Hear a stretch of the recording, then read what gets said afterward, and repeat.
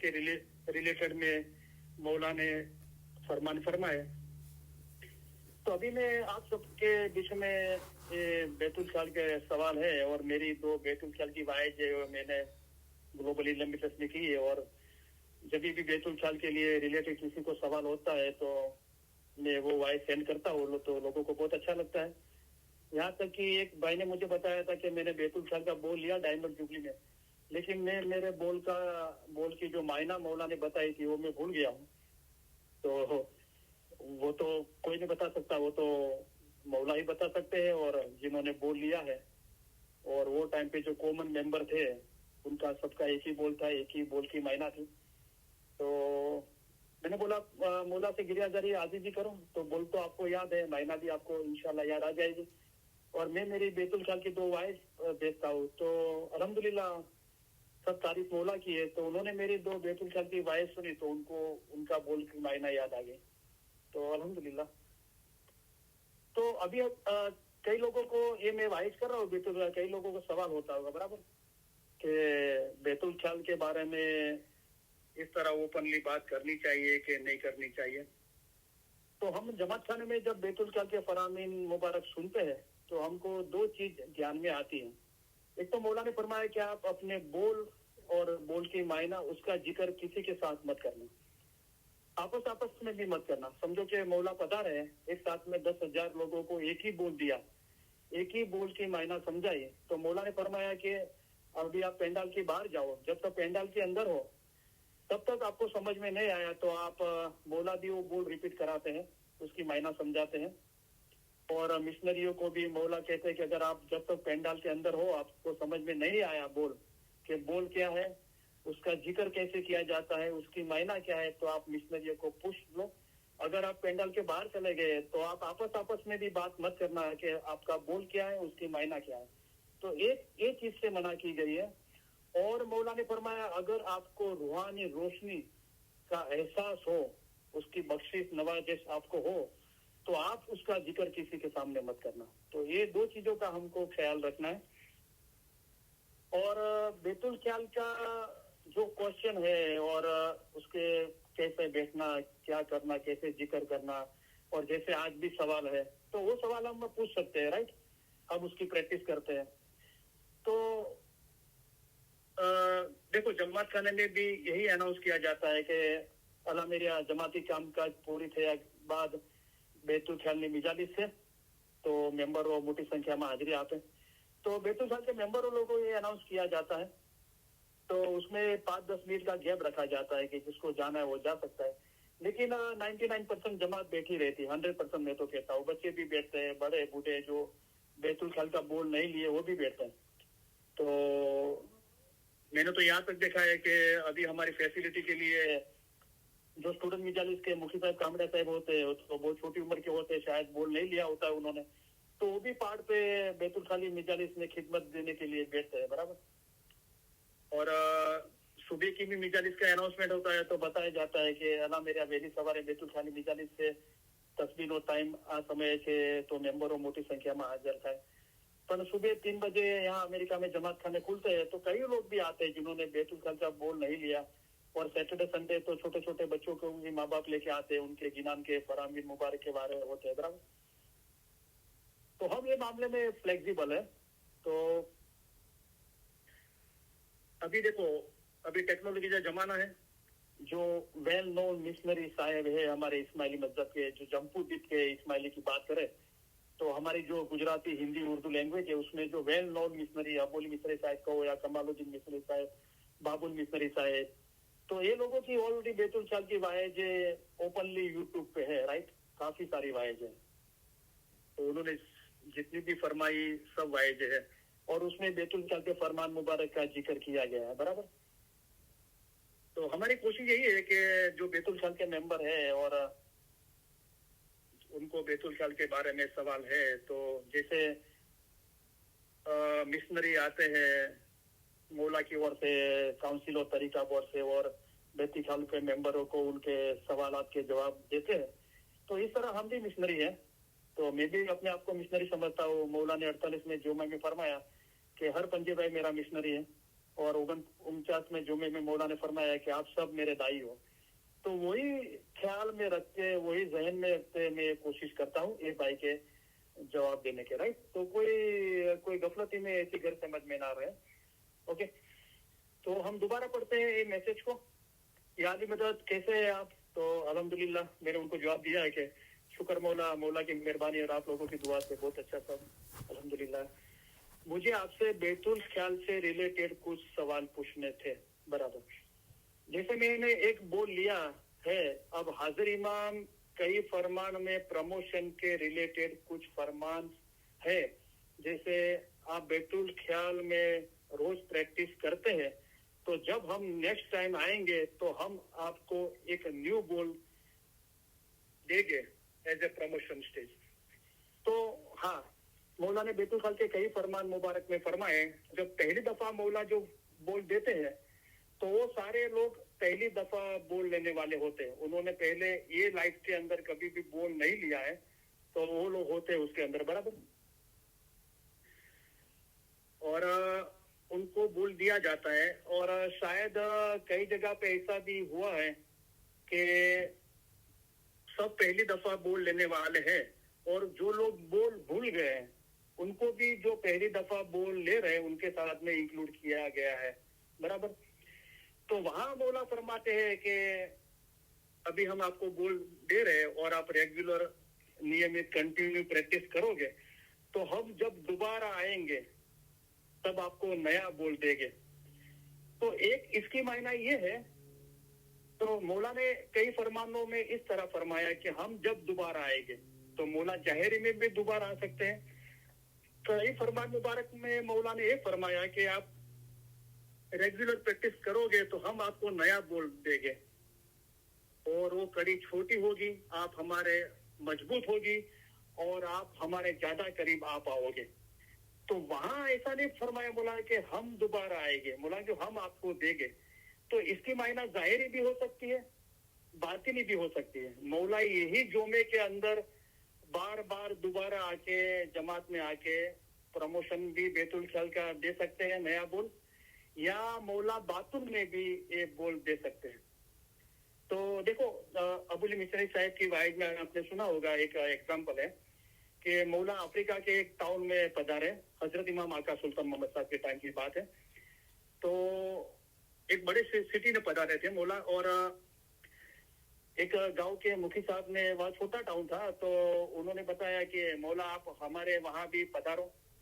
तो मौला वो टाइम पे अमूमन फ्लाइट में मुसाफरी करते थे, तो जहाँ बड़ा रनवे और एयरपोर्ट होता था वहीं मौला जाते थे दीदार देने को। तो उन्होंने बताया कि आप हमारे उधर भी पधारो, तो कि मौला हम जरूर पधारेंगे। तो मौला ने बोला तो सबको आमीन करना चाहिए, कोई गुस्ताखी नहीं करनी चाहिए। लेकिन एक आगेवान थे, तो वो बीच में बोले कि मौला वहां कैसे पधारे, तो वहां तो एयरपोर्ट भी नहीं है, रनवे भी नहीं है। मौला ने हंस के फरमाया कि जब हम पधारेंगे तब अल्हम्दुलिल्लाह बड़ा एयरपोर्ट होगा और बड़ा रनवे होगा। तो ये हजरत इमाम आका सुल्तान मोहम्मद साहब के जुमे की बात है, वो जुमा पूरा हो गया, और करीम हाजिर इमाम के जुमे के अंदर वो जो मुखी साहब ने बोला था वो टाउन में मौला पधारे, और वहां एयरपोर्ट भी था और बड़ा रनवे भी था, जो हजरत इमाम आका सुल्तान मोहम्मद साहब के टाइम पे नहीं था। तो लोगों ने वो पुरानी बात याद की, और अबुल मिशरी साहिब वाइज में फरमाते कि वादा किया 48 के जोमे में और पूरा किया 49 जोमे में।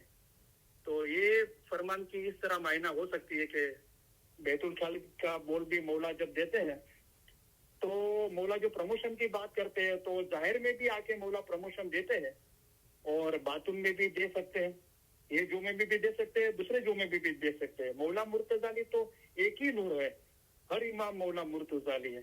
सिर्फ जोमा, यानी जोमा का मतलब कपड़ा होता है, वो अपना पहरवेश कपड़ा बदल देता है। बराबर, तो देखो कई बातें मजहब एक फ्लेक्सिबल है, जो कायदे बनाए ना वो हमारे अच्छे के लिए, सहूलत के लिए बनाए गए हैं। तो कई चीजें मौला की इच्छा से भी रोशन होती है। जैसे आपने अबुल मिशरी साहब का कोई और वायद सुना होगा, तो उसके अंदर बैतुल ख्याल का जिक्र है। तो अबुल मिशरी साहब के बाप दादा थे ना, वो पीढ़ी दर पीढ़ी मुखी पना अमृतसर में, पंजाब में, इंडिया के पंजाब में अमृतसर में, उनके बाप भी मुखी थे, उनके दादा भी मुखी, उनके परदादा भी मुखी साहब थे। तो अबुल मिश्र साहब फरमाते हैं कि एक बार बैतुल ख्याल की बंदगी पूरी हुई और सुबह जमा खाना छूटने के बाद एक भाई जमात में से आए और मेरे दादा को मुबारकबाद दी कि मुखी साहब मुझे मौला ने दीदार की नवाजिश की इबादत में। तो मौला ने फरमाया कि ये बात नहीं कहनी चाहिए, तो भाई ने बताई और अबुल मिश्र साहब ने भी इसका जिक्र किया। तो देखो मेरे पास भी हमारे काफी स्टूडेंट है। तो एक स्टूडेंट ने मुझे बताया था कि मैं डायमंड जुबली के अंदर बोल लिया और लगभग 2 साल के पहले बाद में बहुत इबादत के अंदर डीप चला गया और उसके अंदर मौला ने मुझे दूसरा बोल दिया। तो जो मैं अभी दूसरे बोल की नए बोल की मैं प्रैक्टिस कर रहा हूँ, जो मुझे डायमंड जुबली में मौला ने दिया था वो बोल की प्रैक्टिस नहीं कर रहा हूँ, लेकिन मौला ने मुझे दूसरा बोल दिया। तो मैंने कोई पूछा नहीं था उनको, उन्होंने सब ऐसा ही फर बताने लगे। तो मैं मानता हूँ कि ये बात सही है, वो मैं जब तक उनको पहचानता हूँ, उनकी जो ईमानदारी है, मजहब की फरमाबरदारी है, तो ये बातों में भी ये चीजें हो सकती है। बराबर। अभी रिसेंटली हम एसपीसी जमात खाने गए थे, तो एक सुबह एक भाई ने बहुत अच्छा फरमान मुबारक पढ़ाया, पढ़ाने की दब बहुत अच्छी थी, मैंने उनको कभी देखा नहीं था, मुबारकबाद दी। तो उन्होंने मुझे बताया कि कोई जगह पे उन्होंने सुना था या वाइज में या कोई ऐसा बयान बना है, तो शायद हजरत इमाम आका सुल्तान साहब की बात है। तो उसमें उसके 20 या 25 मरतबा उसको बोल का प्रमोशन मिला। और जब लास्ट टाइम मौला ने दिया तो मौला ने फरमाया कि हमने तुमको बहुत बार प्रमोशन दिया, ये बार हमने तुमने रसूलुल्लाह का नूर तुमको दे दिया, वल्लाह, ऐसा करके मौला ने फरमाया। तो ये जो सवाल था कि पहला सवाल के प्रमोशन, तो हाँ, जाहिर में भी मौला प्रमोशन देते हैं, पधारते हैं, और बातों में भी दे सकते हैं, दूसरे जुम्मे में भी दे सकते हैं। बराबर। तो प्रमोशन स्टेज, जैसे इमाम ने फरमाया है कि पहले हम नक्श देते थे पर अब हम फर्स्ट स्टेज ऑफ बैतुल ख्याल में नक्श नहीं देते। तो ये फरमान मुबारक है कि मौला ने फरमाया कि पहले हम नक्श देते थे, अभी नक्श नहीं देते, वो फरमान मुबारक है। लेकिन पहले स्टेज में नक्श नहीं देते, ऐसा फरमान मुबारक मेरे पढ़ने में सुनने में नहीं आया। तो कभी ऐसा होगा तो आप मुझे बता सकते हो कहाँ पे है, और जब मुझे ऐसा ख्याल में आएगा। लेकिन अभी तक मेरे ख्याल पढ़ने में सुनने में नहीं आया कि पहली दफा मौला पधारते तो इस तरह फरमाया कि पहली मर्तबा हम नक्श नहीं देते, ऐसा मेरे सुनने में नहीं आया है। हाँ, ऐसा फरमान है कि अभी पहले हम नक्श देते थे, अभी नहीं देते। तो नक्श क्या है हम समझ ले। जैसे अभी हमको मौला ने बोल दिया, जैसे कि हमको मौला ने बोल दिया या अली, तो या अली गुजराती, हिंदी, उर्दू, फारसी, इंग्लिश, हमारे मोस्ट कंफर्टेबल लैंग्वेज में कैसे लिखा जाता है, हम उसको लिखे तो कैसे लिखा जाता है, तो हमारी आंख बंद है और या अली हमारा बोल जो हमारी नजर के सामने दिखाई दे रहा है, क्योंकि हम पढ़ना लिखना जानते हैं, तो गुजराती में कैसे लिखा जाता है तो हमको दिखाई देता है, राइट। लेकिन पहले जमाने में लोग पढ़े लिखे नहीं थे, उनको पढ़ना लिखना आता ही नहीं था। हमारे परदादा, वो दादा परदादा की बात थी, राइट। तो तभी है ना, तभी मौला बैतुल ख्याल का बोल देते थे, जैसे कि या अली बोल है, और साथ में नक्श देते थे, क्योंकि या अली कैसे पढ़ना कैसे लिखा जाता है वो लोगों को नहीं आता था, अनपढ़ थे।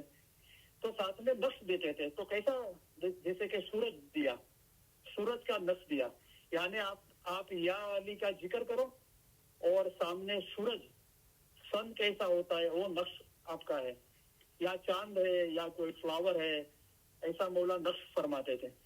तो वो बात थी। बराबर। तो नक्श है, एक नक्श की मायना ये भी है कि हमारा बैतुल ख्याल का बोल हमारे मोस्ट कंफर्टेबल लैंग्वेज में किस तरह लिखा जाता है, उसको भी हम नक्श कहते हैं। तो ये भाई पूछते हैं कि टोटल स्टेजेस कितने हैं, तो बैतुल ख्याल के अंदर कोई स्टेजेस का जिक्र नहीं किया है मौला ने कि पर्टिकुलर इतने स्टेज है, राइट। ऐसा कोई जिक्र नहीं किया है पर्टिकुलर इतने स्टेज है, ऐसा कोई जिक्र नहीं है। लेकिन अलग अलग तरीके से हम देखे तो लास्ट टाइम मैंने गिरबावली में पीर सदर साहब के जिनान का जिक्र किया था, उसमें 7 स्टेज बताए थे, राइट।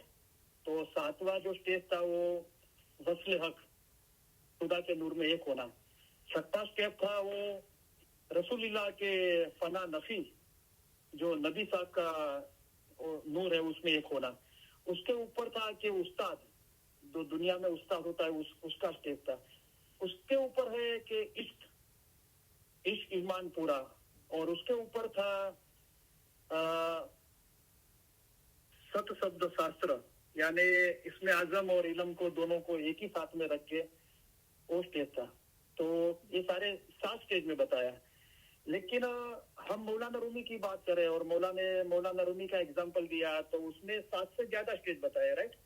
जैसे कि मौलाना रूमी कह गया कि वे पत्थर था, उसमें झाड़ में पैदा हुआ। मौलाना रूमी के पत्थर હતો તેમાંથી ઝાડમાંથી પેદા થયો, ત્યાં બધી કીડીમાં પેદા થયો, ત્યારબાદ જાનવરમાં પહોંચ્યો, જાનવરમાંથી મટીને વાંદરામાં પહોંચ્યો, તેમાંથી इंसान થયો છું, इंसानમાં શું થઈશ, મલાઈક બનીશ। तो वहाँ मलाइक का 7वां स्टेज है। तो मलाइकों का जो सरदार है वो फिरस्ता का है, और जिब्राइल फिरस्ता से भी ऊपर जाओगे तो पैगंबर जैसे बनोगे, मौला ने फरमाया। तो 9वां स्टेज पैगंबर का है और फिरस्ता के ऊपर शाह है। तो फिरस्ता और शाह के बीच में पैगंबर का स्टेज है 9वां। तो 10वां स्टेज है और मौला मुर्तजाली सईद खुदाइन आलमीन का है। तो वहां 10 स्टेज बताए गए, राइट। और गिरबावली में वस्ल हक फनाफिल्ला तक के फिर सदरुद्दीन ने 7 स्टेज बताए, राइट। तो ऐसा कोई बेतुल के फरमान मुबारक में मेरे ध्यान में नहीं है कि मौला ने पर्टिकुलर कोई स्टेज बताया कि 7 स्टेज ही है या 10 स्टेज ही है। जैसे फर्स्ट टाइम कोई बोल लेने गया तो प्राइवेट गैदरिंग में सबके साथ उसे मिल गया। हाँ बराबर है, जो फर्स्ट टाइम बोल लेने जाते हैं तो सबका एक ही हालत होती है और सबको एक ही बोल दिया जाता है। अब जिसको सेकंड टाइम जाना होता है एज ए प्रमोशन, तो उसकी गैदरिंग अलग होती है। तो हाँ, जैसे यहाँ अमेरिका में मौला पधारे डायमंड जुबली में, तो वहाँ प्रमोशन का अलग मौला ने दीदार दिए थे और फरमान फरमाए थे और बैतुल खाल का बोल दिया था। और वो फॉर्म भरने के पहले वॉलंटरी हमको पूछा जाता था कि भाई आपने बैतुल खाल की प्रैक्टिस रेगुलर नियमित कंटिन्यू की है, जैसे आपने फर्स्ट टाइम बोल लिया था अभी तक, तो आप प्रमोशन के लिए जा सकते हो। तो इसकी मायना ये होती है कि जब से हमने फर्स्ट मर्तबा हमारा बोल लिया तब से आज तक हमने जानबूझ के बैतुल खाल की बंदगी में काहेली नहीं की है। यानी कोई बड़ा जेन्युइन रीजन है कि हम सख्त बीमार है। जैसे मौला ने बैतुल खाल के मेंबर को फरमाया कि आपको बहुत सर्दी हो गई है, सर्दी जुकाम, तो आप बंदगी ना करें। तो उसमें बंदगी का मतलब है कि बैठक करके, जमात खाने जाके बैठक करके ना करने की बात है। लेकिन मौला ने ये भी फरमाया कि जो कदा तुम्हें बीमारी ना बिछाना पर पड़े हो तो पण तुम्हारी इबादत छोड़ता नहीं। दूसरी जगह ने मौला ने ये फरमाया कि हमारी रूहानी बच्ची या एक्सपेक्ट करती है, प्रेग्नेंट है, तो बैतुल खाल की बंदगी ना करे। तो ऐसे कोई जेन्युइन रीजन है उसकी वजह से हम बैतुल खाल की बंदगी नहीं की है, वो बात अलग है।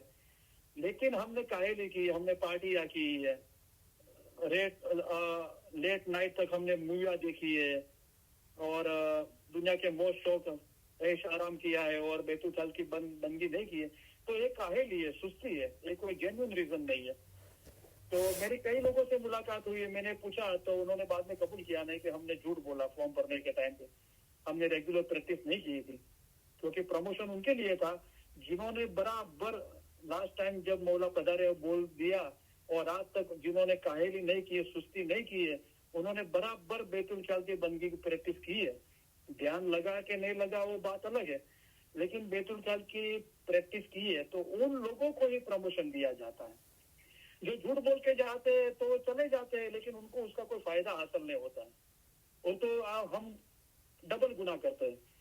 एक तो हमने प्रैक्टिस की नहीं, जो मौला ने कायदा कानून बनाए थे प्रमोशन के लिए उसके खिलाफ जाके हम, एक तो हमने प्रैक्टिस नहीं की, वो नाफरमानी की, और हमने प्रैक्टिस नहीं की थी, हम प्रमोशन के लायक नहीं थे, फिर भी हम फॉर्म भर के चले गए, राइट। तो ये सारी नाफरमानी है, ज्यादा नाफरमानी है, बराबर।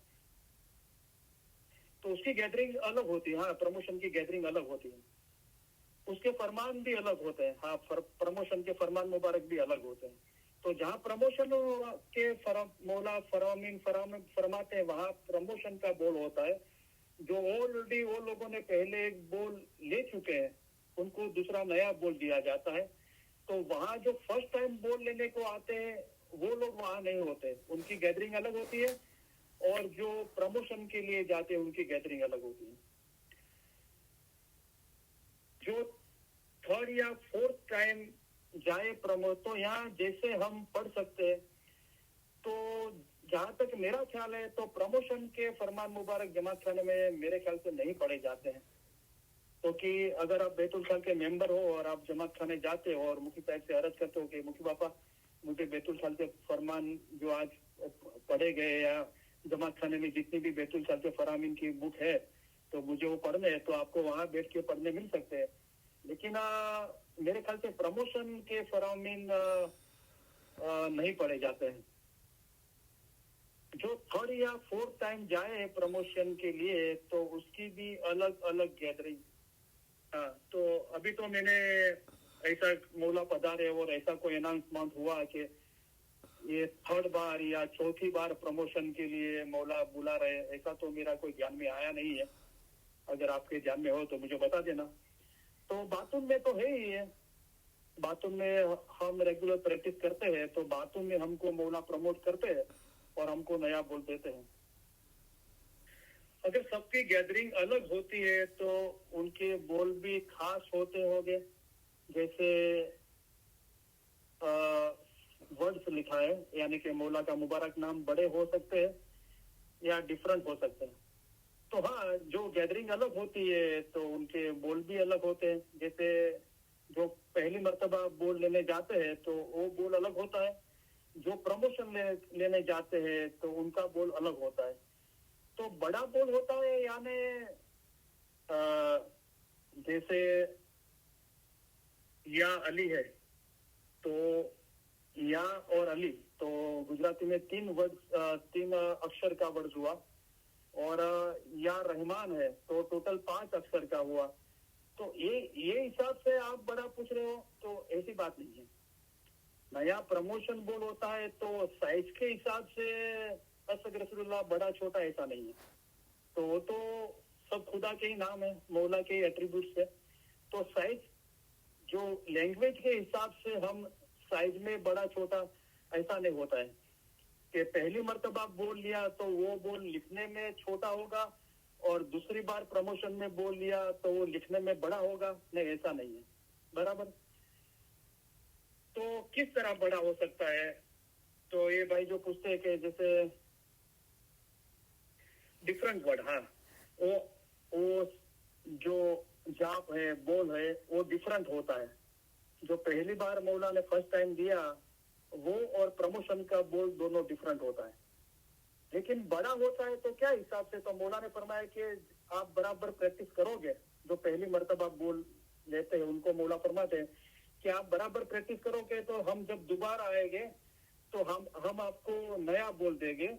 तो रस्सी छोटी होगी और मजबूत होगी और आपको आपके इमाम के और करीब लाएगी। तो ये हिसाब से, ये समझ से वो बोल, प्रमोशन का बोल बड़ा होता है। मतलब उसकी भावना के हिसाब से बड़ा होता है, उसके एट्रीब्यूट के हिसाब से बड़ा होता है। यानी वो रस्सी छोटी होगी क्योंकि आपने रेगुलर प्रैक्टिस की है। तो मौला ने एक नवाजिश बख्शिश फरमाई है कि आपका काम और आसान हो जाएगा और मौला के करीब होगे और रस्सी स्ट्रॉन्ग होगी, छोटी होगी, आप और आपके इमाम के करीब आप आओगे। तो ये चीज जाहिर में भी होती है, मौला पधारते हैं, और बातों में भी होती है।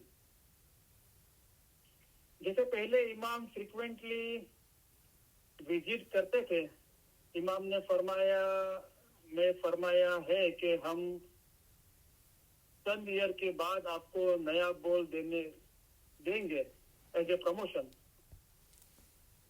हाँ, तो मौला ने फरमाया कि हम जब दोबारा आएंगे चंद सालों के बाद तो आपको नया बोल देंगे। तो ये जाहिर में भी आ सकते हैं मौला, दूसरे जुमे में भी आ सकते हैं, बातुन में भी आ सकते हैं। इसका मतलब, इसकी मायना ये होती है।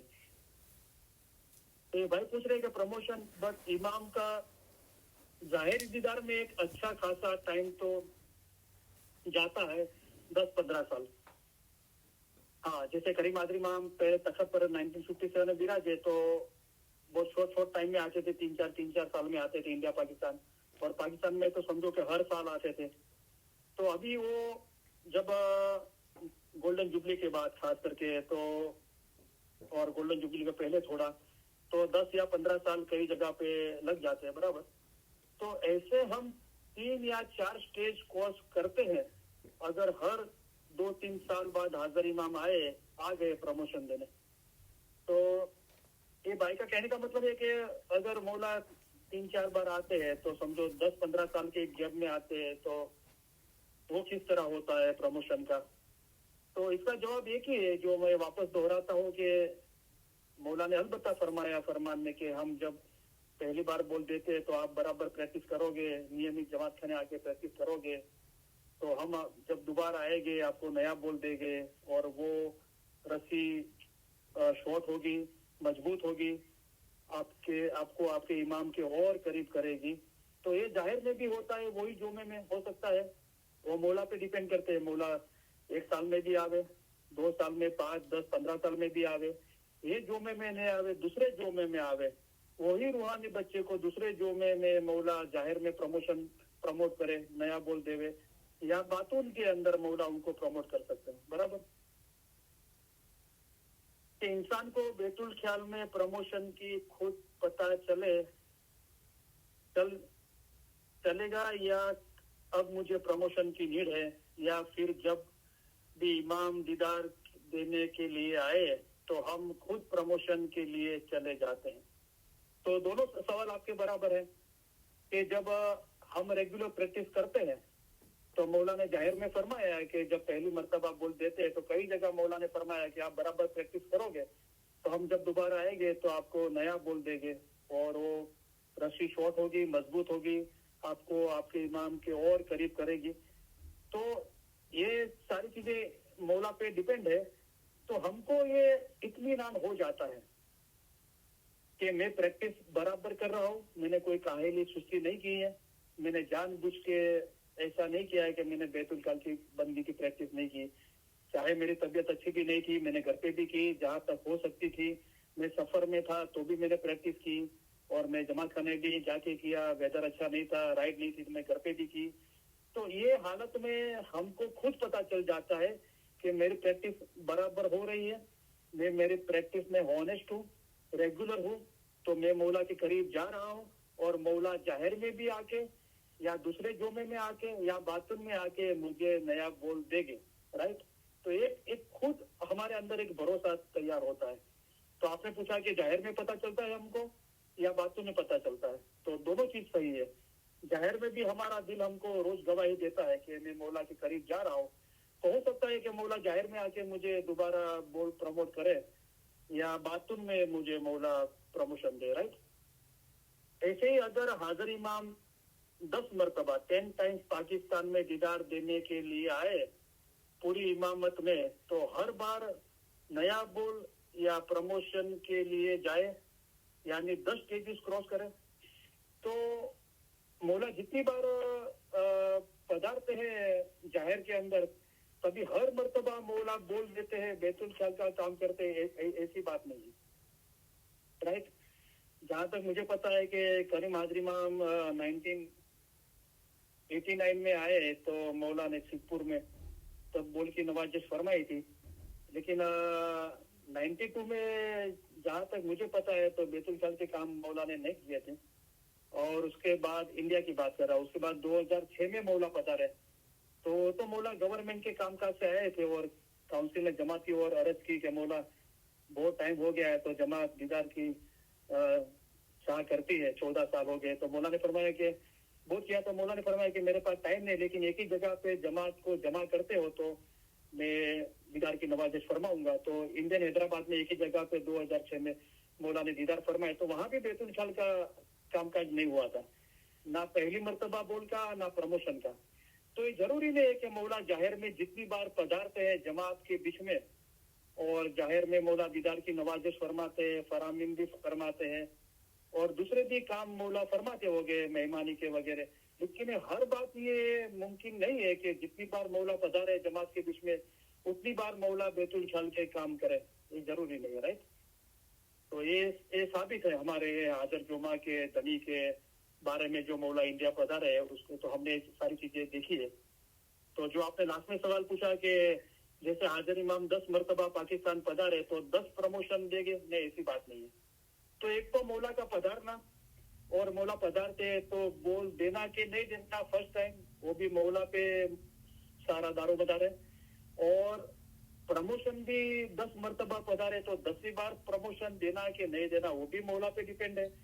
बातुल में भी हमको मौला प्रमोट करे तो वो भी मौला पे डिपेंड करता है, राइट। और हमारी प्रैक्टिस कैसे निखालत प्रमाणिक है और मौला हमारे पे खुश राजी होते, तो जाहिर में भी मौला की जब इच्छा होती है तब होती है, और बातुल में भी ये चीज बनती है, बराबर।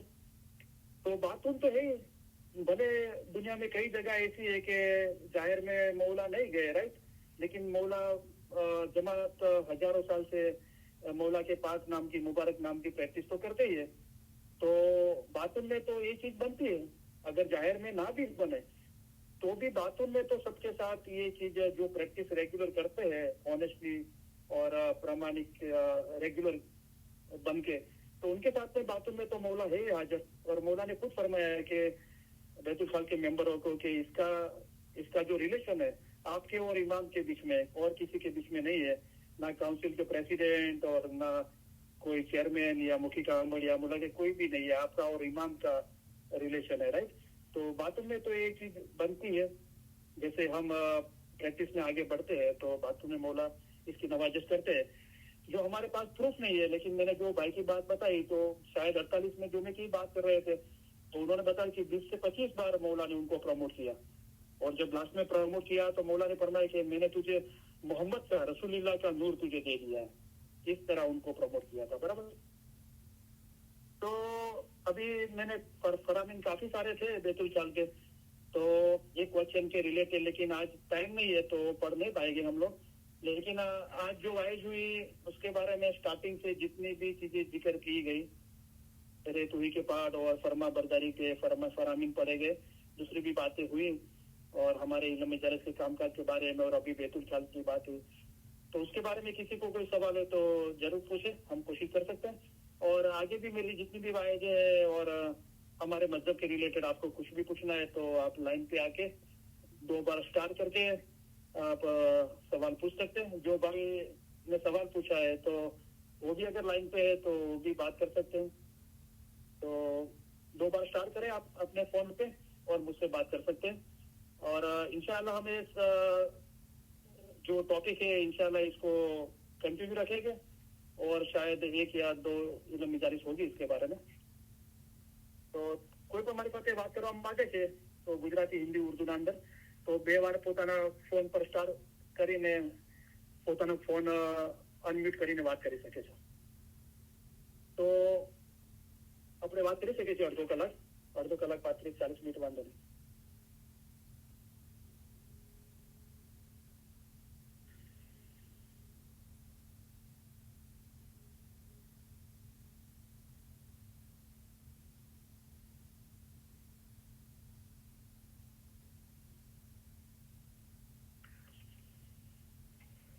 हेलो, हाँ, कोई भाई बहन बात કરવા માંગતું હોય તો લાઈન પર આવે, 2 વાર સ્ટાર કરીને પોતાનો ફોન અનમ્યુટ કરે।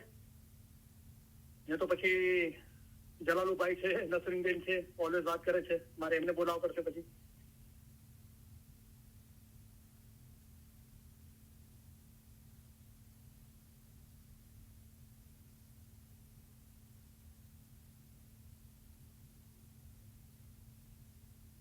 જરીનાબેન કરીને એડમોન્ટન છે તો એ થોડા કહેતા હતા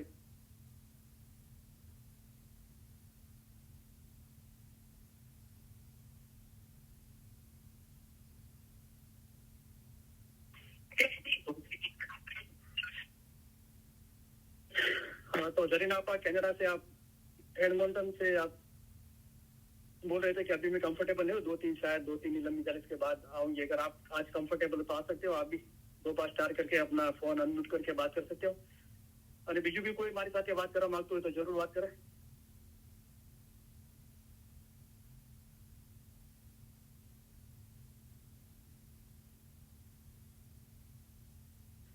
તો જલાલુભાઈ કે નસરીન આપા બીજું કોઈ વાત કરવા માંગે છે?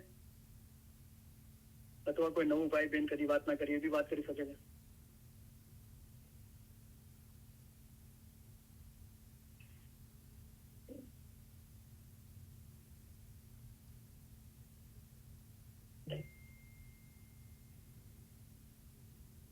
હેલો, हाँ यानी मदद મૌલા અલી મદદ જલાલુભાઈ. हाँ અને હું ન ભૂલતો ને તો 87 માં હા હા કે ન્યૂયોર્કમાં હાજીમાની પધરાવણી થયેલી. હા સમજ્યા? આઈ થિંક 86 માં. હા 86 માં બરાબર છે. આ તો ત્યારે કહેવામાં આવેલું કે ભાઈ જેને બીજો બોલવું હોય એ પણ મીન્સ છે મોદી સાહેબને મળે. સમજ્યા? પછી બધાને બોલ આપવામાં આવ્યો. પછી મેં મુખી સાહેબને પૂછ્યું કે ભાઈ આ બીજા બોલ લેવા માટે પેલા મેં માફી માંગી, મને પૂછ્યું નહીં હોય પણ મને દિલમાં એવી ઈચ્છા થાય છે હું પૂછી શકું છું કે ક્યાં પૂછું. તો મેં કીધું જે બીજા બોલ વાળા લેવા વાળા હતા એ લગભગ કેટલા જણા હતા. તો એને તો પોતાની હિસાબથી જવાબ આપ્યો મને કે 18 થી લઈને 80 વર્ષ સુધીના ઘણા લોકો હતા. પછી એ લોકોને અલગ અલગ બેસાડવામાં આવ્યા હતા કે સાથે બેસાડવામાં આવ્યા હતા, બીજા બોલવાળાને અને પહેલા બોલવાળાને. ઓકે, એમ કેમ? તો કે બોલ એક જ હતો પણ જેને બીજો બોલ લેવો હતો ને એના માટે બીજો હતો કે એની અંદર મોલાએ રૂહાની રોશની પાવર નાખેલો કે જેને બીજો જોવો એમ કે આ લોકો તરક્કી કરી જાય. અને જે ઓલા માટે જે હતો ને એના માટે કેટલો હતો એને મને એમ જવાબ આપ્યો. બસ એના માટે જો તમે જાણતા હો તો આના માટે જરા ખોટ કરજો. બરાબર. તો આ તમે પોતે જોયેલી અનુભવેલી બાબત છે તો સાચી જશે તો પોસિબલ છે ને. મૌલા તો બધું કરી શકે છે, એને તો મૌલાને શું બંધન છે. એ તો પછી તમે કીધું એ પ્રમાણે જે ફર્સ્ટ ટાઈમ હતા એમનો બી બોલ એ જ હતો અને જે પ્રમોશન વાળા હતા તો એમનો પહેલા બોલ અલગ હતો પણ આ જે લોકોએ નવા બોલ લીધા એ લોકોનો જે બોલ હતો એ જ પ્રમોશન વાળાઓનો બોલ હતો. તમારું કેવું એમ છે? આ તો હોઈ શકે છે, એ તો મૌલા કરી શકે છે. અને સંબંધ તો મૌલા સાથે છે ને, જે લોકોએ પ્રેક્ટિસ કરી નથી, ફર્સ્ટ ટાઈમ બોલ લઈને પ્રેક્ટિસ કરવા આવ્યા છે. પણ જે લોકોએ પહેલેથી પ્રેક્ટિસ કરી છે તો બંનેની દિલની રૂહની હાલત અલગ છે. બરાબર? તો બરાબર છે. તમે કીધું કે મુખી સાહેબ એમ કીધું કે તો બોલ એક જ હતો પણ મૌલાએ પોતાની રૂહાની શક્તિ એના અંદર નાખેલી હતી. બરાબર છે. હા તો હોય શકે છે. તમે કીધું બરાબર છે. હા તમે પોતે જોયેલી અનુભવેલી વાત કરેલી વાત છે તો બરાબર. મુખી સાહેબ પોતે મને વાત કરી. અને બીજું એમ કહીશ કે જે લોકો બહુ પ્રગતિ કરી છે એ પિક્ચરમાં આવવા ન માંગતા હોય, લોકોને બતાવવા ન માંગતા હોય કે અમે ભાઈ બીજા બોર્ડને લાયક બન્યા છે. સમજ્યા? એટલે બરાબર અર્થનો મતલબ તમે સમજી ગયા ને કે ભાઈ આ લોકો જો કેટલા આગળ વધ્યા ને બીજો બોલ લીધો છે. એટલે લોકોની સામે નથી આવવા માંગતા અથવા તો લોકોને બતાવવા નથી માંગતા કે આ લોકો બીજા બોલ માટે આવ્યા છે. સમજ્યા? તો એમ બી એટલે બની શકે છે મારા હિસાબથી કે ભાઈ આ બધી બાજુની વાતો હોય છે ને, એટલે કે ભાઈ એમાં અમને બધું રોશન હોય છે કે કોણ બીજા બોલને લાયક છે ને મારે એને એની અંદર કઈ રોવાની રોશની નાખીને એને કેવું જોઈએ. અચ્છા બીજી મેં છે ને બહુ સારી વાત સમજી.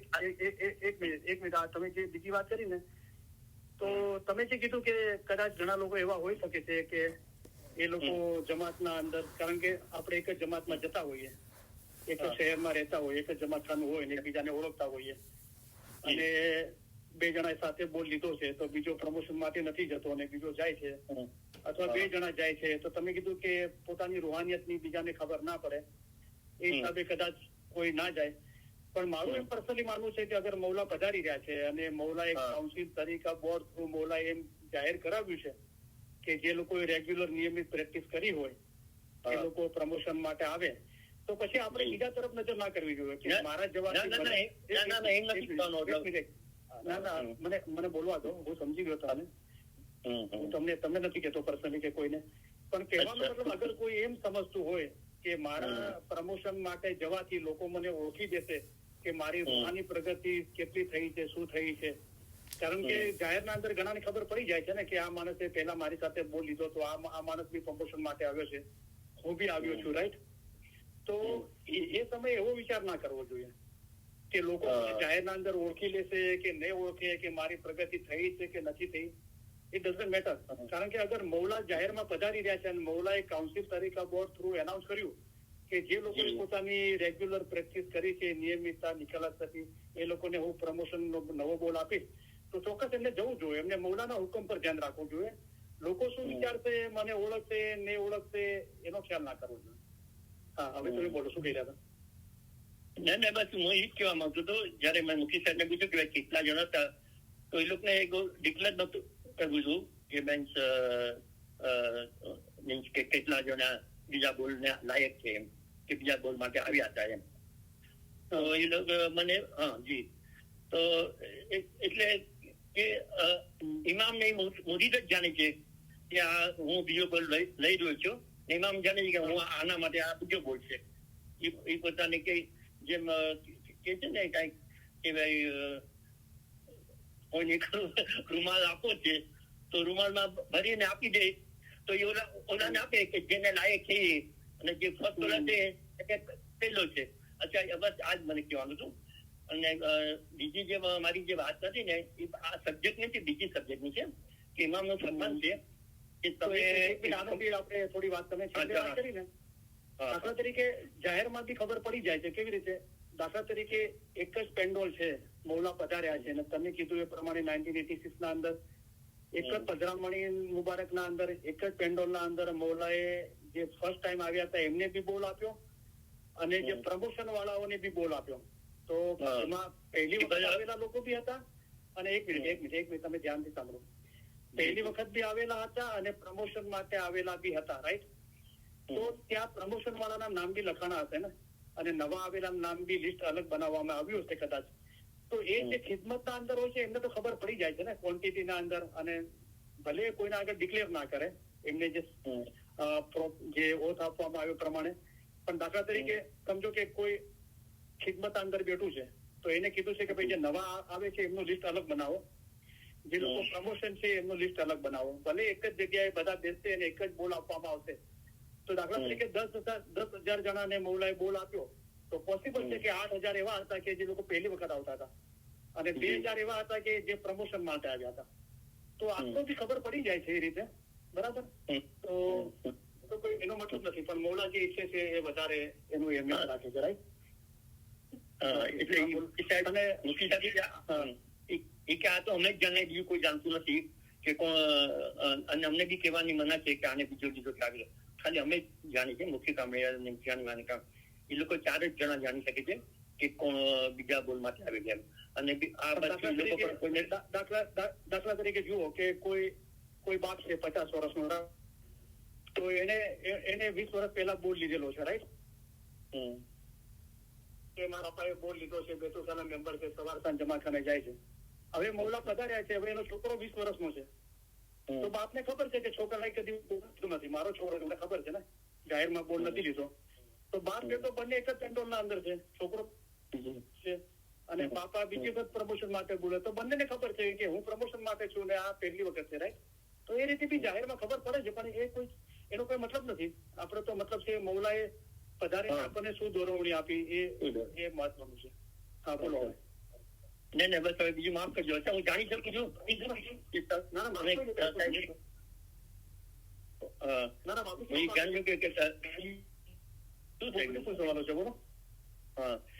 કે તમારો અનુભવ કીધો તમે કઈક હું ન પૂછતો, તમે એમ બોલ્યા ને કે જે લોકો પ્રમોશન લીધું છે એ લોકોને અલગ આપેલા, એ ક્યારે આ બનાવેલું? એ લોકોને અલગ રાખેલા, અને જે પેલો લેવાડા હતા એ લોકોને બી અલગ રાખેલા, એ ક્યાં અને કઈ બાજુ બદલેલું? ના, હું બી એના માટે શ્યોર નથી. મને પરફેક્ટ ખબર નથી એ ચીજનું કે ઓલવેઝ મૌલા ઓલવેઝ અલગ જ રાખે છે પ્રમોશન વાળાને અને બોલ વાળાને અલગ, યા હર વખતે મૌલા સાથે જ રાખે છે. I am not sure about it. હું એના માટે શ્યોર નથી. પણ મેં મારું જે ધારણા પ્રમાણે મેં એમ સમજી લીધું કે પ્રમોશન, કારણ કે હું જ્યાં સુધી જાણું છું ત્યાર સુધી મૌલા એટલે ડાયમંડ જુરીમાં પધાર્યા ત્યારે મારા ખ્યાલથી એ અલગ રાખ્યું હતું. મારા ખ્યાલથી પ્રમોશન વાળાઓ માટે અને નવા બોલ વાળાઓ માટે અલગ રાખ્યું હતું, મને એવું લાગે છે. કારણ કે મૌલા ઉલ્લેખ કરે છે, જયારે પ્રમોશનનો ઉલ્લેખ કરે છે તો ફરમાન મુબારકના અંદર ઉલ્લેખ કરે છે, તો તો આપણે કઈ ડિસ્ક્લોઝ નથી કરતા, પણ આપણને બધાને ખબર છે, જે લોકો પહેલી વખત બોલ લીધા હતા તો એ ઘણા મેમ્બરો એમને ખબર હશે કે એ સમય પ્રમોશન વાળા એમની સાથે નહોતા, કારણ કે સાથે હોય છે તો મૌલા ઉલ્લેખ કરે છે કે નવા મેમ્બરો માટે અને પ્રમોશન વાળાઓ માટે એક જ બોલ છે કે એવું, રાઈટ? હા, એ મને મુખ્ય કીધું ને કે એ લોકો માટે બોલ બંને માટે એક જ હોય. ઓલામાં કે એમાં રોટની વધારે, જે સેકન્ડ વાળા હોય એના માટે રોટની વધારે લે. બરાબર. કે ઓલા લોકોને હજી રોટની જરૂર છે ને. હા, એ તો અગર જો હું તમને દાખલો આપું કે હું અહીંયા વિશ્વના અંદર એક ભાઈને ઓળખતો હતો, તો મૌલાએ મહાજનના છાંટાનું જે હતું, તો જ્યાર સુધી હું જાણું છું ત્યાર સુધી કઈક મૌલાએ ઉંમર નક્કી કરી હતી કે 75 કે કઈક ઉંમર હતી, મને એક્ઝેક્ટ યાદ નથી. અથવા બીજું ઓપ્શન એ હતું કે બહુ સખત બીમાર હોય કોઈ અને ડોક્ટરે કીધું હોય કે આ દુનિયા બાને આ માણસ જીવવાનું નથી, હવે એનો બીમારીનો કોઈ ઈલાજ ના થાય, તો એની ઉંમર ભલે ઓછી બી હોય તો આ બે ચીજો હતી કે એ લોકો મહાજનના છાંટા માટે આવે, રાઈટ? તો એક ભાઈને મેં હું જમાખાના માટે રાઈડ આપી રહ્યો તો બધી વાત થઈ, પછી મને કે હું મહાજનના છાંટામાં જઈને આવ્યો. તમે જઈને આવ્યા તો મૌલાએ જે ઉંમર કરી હતી એટલી ઉંમર તો તમારી નથી, તમે તો એનાથી 5-10 વર્ષ નાના છો, તો તમે કેવી રીતે મહાજનના છાંટામાં ગયા? અને બીજું મૌલાએ કીધું કે ગંભીર બીમારી, તો તમારે કોઈ ગંભીર બીમારી બી નથી, તો તમે કેવી રીતે ગયા? તો પછી એ ભાઈ થોડા જંગવાણા પડી ગયા. પછી મેં કીધું મૌલાએ મહાજનના છાંટા અંદર શું કર્યું કે એક મેમ્બર મૌલા પાસે જતો હતો, પછી મૌલા એના ખભા પર હાથ મૂકતા હતા અને દુઆશીર આપતા હતા, પછી મહાજનના છાંટા નાખતા હતા. તો કુદરતી મૌલાએ મારા દિલના અંદર સુજાડ્યું અને ભાઈને મેં પૂછ્યું કે હું તું મૌલાએ તમારા ખભા પર હાથ નતો મૂક્યો, બરાબર? તો મને કે હા, મને કે તમને કેવી ખબર પડી? હું મસ્ત તમે ના ફરમાવારી કરીને ગયા હતા ને, તો મને કુદરતી મૌલાએ દિલના અંદર સુજાડ્યું કે તમારા ખભા પર હાથ નતો મૂક્યો, પણ છાંટા નાખ્યા. એટલે મૌલાએ તમને બતાવ્યું કે તું બંને કન્ડિશનના અંદર તું ફિટ નથી બેસતો, ઉંમરના હિસાબે કે બીમારીના હિસાબે, તો બી તું ખોટું ફોર્મ ભરીને અંદર આવી ગયો છે. તો શું મૌલાએ હાથ મુબારક ના મૂક્યા? છાંટો નાખ્યો પણ હાથ મુબારક ના મૂક્યો, રાઈટ? તો કહેવાનો મતલબ કે મૌલાને બધું રોશન છે, રાઈટ? આપણે પ્રેક્ટિસ કરી છે નથી કરી, ખોટું ફોર્મ ભરીને ગયા છો, પણ મૌલા શું ફરમાવે છે એ પ્રમાણે આપણે હાજર રહેવું જોઈએ. આપણે પોતાની જાતને પૂછવું જોઈએ કે ભાઈ પ્રેક્ટિસ કરી છે બરાબર રેગ્યુલર નિયમિત, તો હું પ્રમોશનને લાયક છું. હા, બોલો બીજું શું કહી રહ્યા હતા? નહીં, બીજું ખાલી એક ભાઈ મને વાત કરી દઈ કે ભાઈ મને નૂરના દીધા થતા નથી, તો મને એમ લાગ્યું કે કઈક મારા બોલવામાં કઈ ફરક તો નથી થતો, તો કે એ સમજીને પછી હું બીજો બોલ દીધો. એમ એ લોકોને કીધું કે ભાઈ હું આટલા વખતથી જે કરું છું તો મને કઈક ડાઉટ છે કે આ કઈક શબ્દમાં બોલવામાં કઈ ફરક છે કે આ છે, તો એ વખતે હું જઈ શકું છું. તો આ બહુ મોટી ઉંમર નો હતો માણસ, ત્યાં જઈ શકું છું, મને જવા દીધું બોલવા માટે. અચ્છા, તમને કીધું તો એ ભાઈએ? હા, એક બુઢા માણસે મને વાત કરી, જે હતો ને એની બી ઉંમર જે તાજીવાની ઉંમર છે અત્યારે એની ઉંમર જ છે 88. એટલે એને જયારે હમણાં જે બોલ આપવામાં આવે છે ને લાસ્ટ આપણે અમેરિકામાં પ્રમોશનમાં ગયા હતા. હા, પ્રમોશન માટે એને કીધું કે એને એમ કીધું કે મને નૂરના દીદા નથી થતા, આટલા વર્ષ હું પ્રેક્ટિસ કરું છું, તો મને કઈક ડાઉટ છે કે હું કઈક મારા વર્ષમાં કઈ ફરક તો નથી બોલવામાં. આમ તો એ લોકો એ વખતે હતું કે જેને મીન્સ કે બોલ આપવાનો ટાઈમ હતો એ વખતે, સમજો ને? એને આગલા દિવસે કીધું હશે તો, અને બીજે દિવસે આ બોલ આપવાનો આલિમામનો મીન્સ કે બીજા દિવસ ને બોલ બંને આપવાનો ટાઈમ હતો. એ વખતે કીધું એ લોકો પછી મને તાબડતોબ શિક્ષા આપી દીધી, ને પછી મને બીજે દિવસે ત્યાં સ્વામિનારાયણ મીન્સ કે ગેટમાં જે દીદાર ને બોલ આપવાનો નથી, ત્યાં મને એ લોકો જવા દીધા. સમજા?